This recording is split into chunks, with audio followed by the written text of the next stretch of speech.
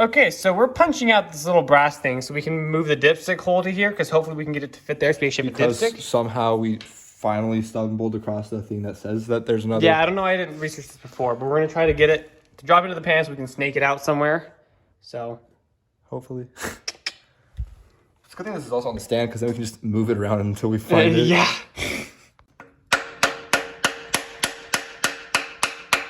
Might need to get a smaller screwdriver. Probably.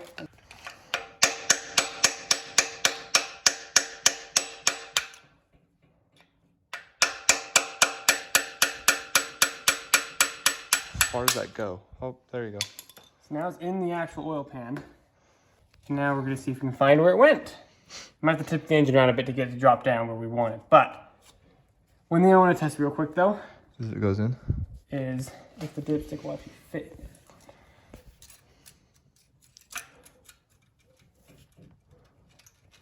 Here, pull the dipstick part out and just put the metal piece in, the tube in. You might need to lube it up a bit to get it in fully. That works too. Or just use big smarts. Okay. It's gonna be needing to stick out where it was before. Twist around the oil pan, or the dipstick. Oh, there we go. And now we have a dipstick! We actually have a dipstick, people. Because this is the same length as it would be stock. Nissan just has a hole provided there for rear sumps, apparently. Oh, because I think some of the Nissan Patrols and the ZR, yeah.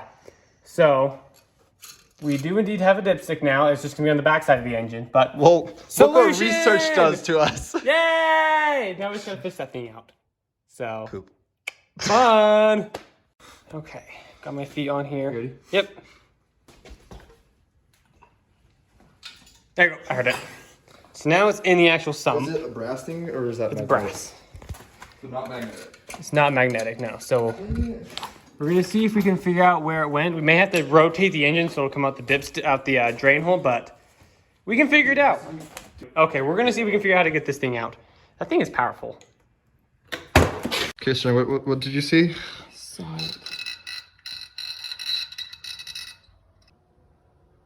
You know, if you don't do this, then we have to drop the oil pan. Well, it's just because it's like right on the edge of the hole. Like, I know it's in this section. What if we tip it back the other way? Because then we know for a fact it'll be right there. Is it in this section right here? Be very careful. Be very careful doing this. Okay, you guys probably can't see it, but it's like, Zach, where's your phone? Okay, where's your camera? There we go. You guys can see that right there. So Zach's gonna hold, here, you wanna hold the camera actually, and I can do my best to fish this out. Okay, I'm gonna use my precision fingers. Okay, I'm just gonna guide you to where the flashlight needs to be. There you go, that gives me enough visibility to where I can.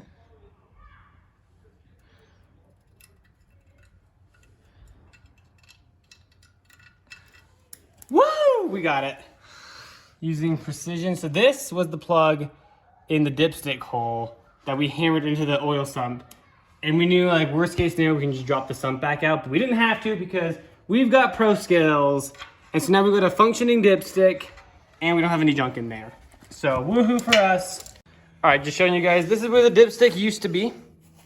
This is where it is now. And Zach's just cleaning it up nice and good. As you can see, the dipstick goes in all the way. So we can now measure the oil level on this, which I low-key was not expecting it to actually work, but it did. So now we just gotta figure out how we're gonna plug that. We might just do some research. I don't know what we're doing next, but Zach will tell us, right? Do you ever know what we're doing next?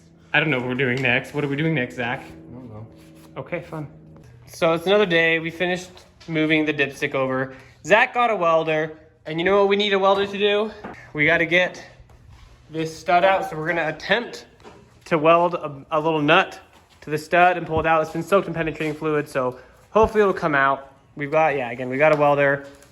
But yeah, exciting stuff, right? For sure. So the welder's hooked up. We've got it set to what we think is an appropriate setting. We've got a nut. Now it's just time to weld, right? Hopefully.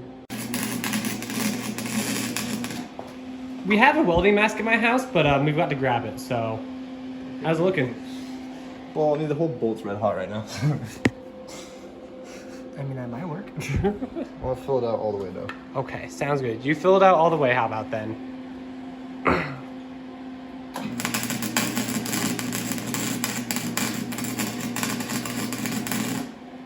think we're good. Cool. Alright, so I have literally no idea if it's just the weld spinning or if it's the actual thing itself. You know what I'm saying? I think we'll find out soon enough. Well, listen. Sounds like it's moving. It sounds like a nut or the stud. Yeah, it sounds like a nut moving. Like that. And like if it could have also been that the heat of the welder helped it break free. I want to break free. We had no luck getting an actual nut to stay on, so we just are like, yeah, we'll just build the material up and just use pliers. That's who we are. Yep. We're a bunch of pliers. I wonder if it's just the nut wouldn't like to be welded too. Could have been. I'm gonna go see if I can find some better pliers. Oh yeah, that's gotta be the nut turning at this point, right? Hey, really? Nope. Well, that time it was just the nut coming off. I see some of the stud though. I think it's definitely coming out. We're gonna do it the old plier method that I was doing originally. So. Did you just break it off, Zach? No. The stud's closer to the top though, I think. Well, we're gonna recuperate for a second and figure this out. So the stud is closer to the surface. So we're just gonna keep doing what we're doing. We have to probably weld on it a couple times because it's pretty stuck in there, but it is coming out. So the technique is working. Right, Zach? Yes. This is how it's been, I mean, look at this. It's actually Look what he did to the head though. Don't. Remember kids, don't work on engines or else you're gonna have a hard time not cussing. This is the only problem we've had with this engine so far. And it's not a problem anymore. We're gonna need to clean that up. That's completely empty now. There's not anything left in there. He broke free. Okay, why don't we tip it over and then blow? Fine. Tip it over and then blow. So Zach, how do you feel about getting the broken stud out? Well, now all we have to do is put the engine back together. Instead of worrying about a doomed steward that doesn't want to come out. Yeah. And we got to mess around with the welder a little bit. Yeah, we got to mess around with Zach's new welder. Get rid of all the little... Don't worry, these were soaked in water so I didn't burn up. They weren't before, and then we found out that we probably should have... We didn't think about it. We're not smart. So we done the dipstick. We got the broken stud out. Oh, where's the other engine mount that we can kind of show them where we're going to be putting the engine mounts? So we've got this one, which goes right there. And so the idea is going to be, which we showed this off when the engine was first test fitted in. But the rough idea is this is going to be somewhere around there. We're going to put a plate down on the bottom of it, and that plate's going to bolt to an engine mount bushing and kind of sit right around there. So engine mounts, we've kind of got a rough idea. We won't really know for sure exactly what we're going to have to have them look like until we get the engine and transmission, until we get the transmission bolted in place, and then get the engine sitting how we want it. Because we need it, we'll probably even have to test fit the drive shaft with it so we can make sure the angle of it's good, you know? So last thing on the docket for today are these. But basically, with the rear sump, these don't fit. So we're gonna have to cut these down and then re-gusset them to strengthen them up. So, but we've got a welder to do that now with though. So that's good. So basically, these have to be cut and welded. We'll have to do that a different day though. Yeah, probably not today. Because we gotta go through and plan out how we're gonna be doing it and get some gas for the welder. Because these definitely should not be flux core welded. No, these are a bit thicker. So. I noticed while we were contemplating what we're gonna do, I noticed that there's these two holes that are unused. They happen to be the same size as these. So what we're gonna do is we're gonna actually, is this the right side? Yeah. We're gonna end up cutting all of this stuff off, right? Probably cutting there to there, using this flat area. Drill some have holes. 2 holes, drill into there so we can still have the plate. but not. And we can also gusset it afterwards to Yeah. add some rigidity to it, but we're just. we actually saw some pictures of RB20s with this oil pan that didn't even have those brackets, so. And I just want the safety of mind of knowing Yeah, that there's those we're brackets yeah. just in So case. basically, cut it from here down to there, and then we can gusset it on this side along there. Making it work. But we're doing that on a different video because we don't have time to do that today. But at least we have a plan on how to We do have a attack plan. this. Yeah. So, and I think it should work out pretty good. I think it will too.